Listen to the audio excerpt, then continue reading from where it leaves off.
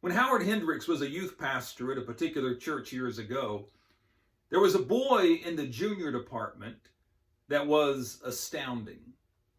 He had memorized over 600 verses of Scripture. I mean, you could toss out any number of references and he could quote it back to you word for word. Well, one day it was discovered that someone had been stealing some of the offerings from the junior department.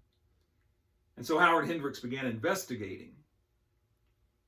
And what he discovered was, and you've probably figured it out by now, this boy, this prodigy, was the culprit.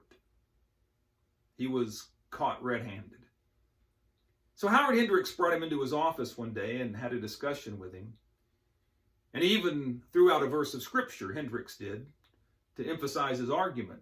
And the boy had the gall to tell Howard Hendricks that he had misquoted the verse.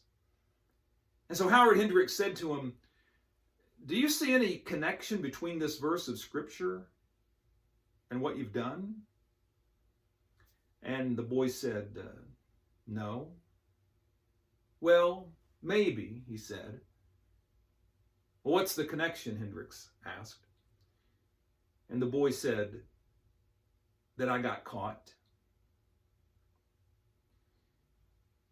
We tend to think that those who have a great head full of Bible knowledge are spiritual giants.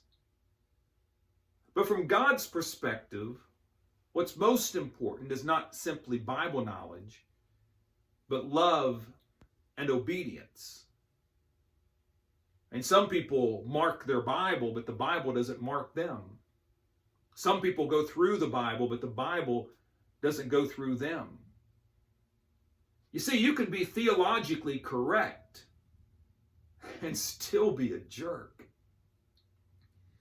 Now, I'm all for Bible knowledge. It's important for us to understand doctrine and theology and all that we believe.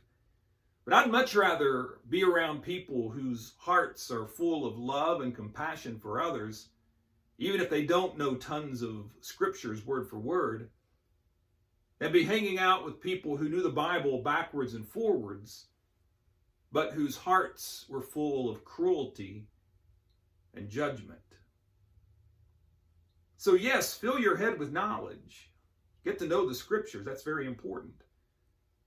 But in the process, make sure you fill your heart too with God's love.